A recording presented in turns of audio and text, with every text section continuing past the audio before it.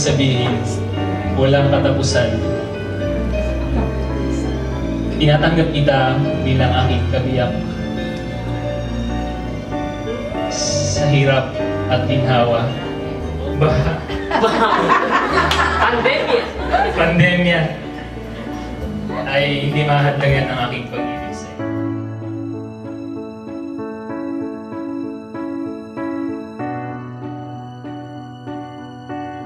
Sa pangalan ni Jesus, pinapangako ko na ikay aking kaalagaan at mamahalin ng lubusan. Magiging katuwang mo sa pagpapalago at pagpapagamit sa Diyos.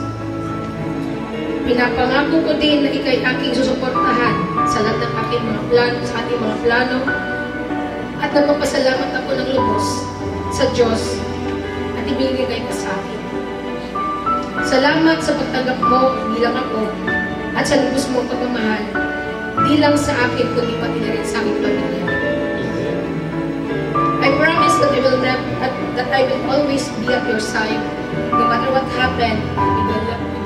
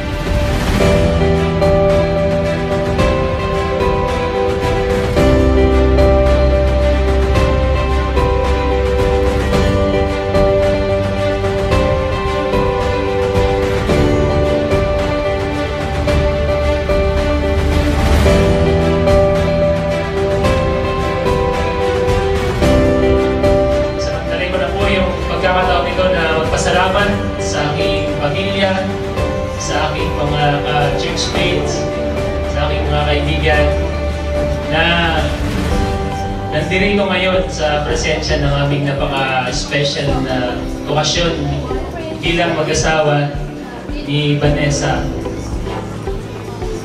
Salamat po dahil nandirito po kayo ngayon. Kung hindi po kayo nandito ngayon, kung hindi dahil sa inyo, hindi po magiging posible ang okasyon na to na kasama po namin kayo. Tapos puso po ako nagpapasalamat sa bawat isa sa inyo. Thank you po.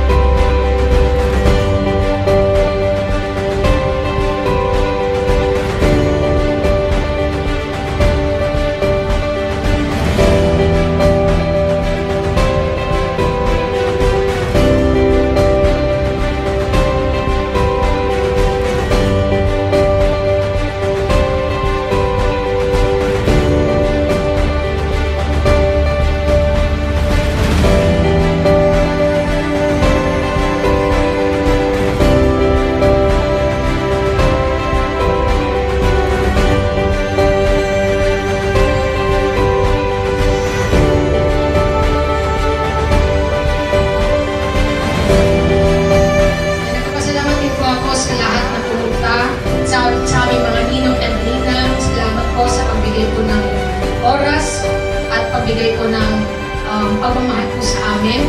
Then po lalo na po sa aming mga magulang, salamat po sa suporta. Salamat po sa pagmamahal na pinagkaloob po sa amin.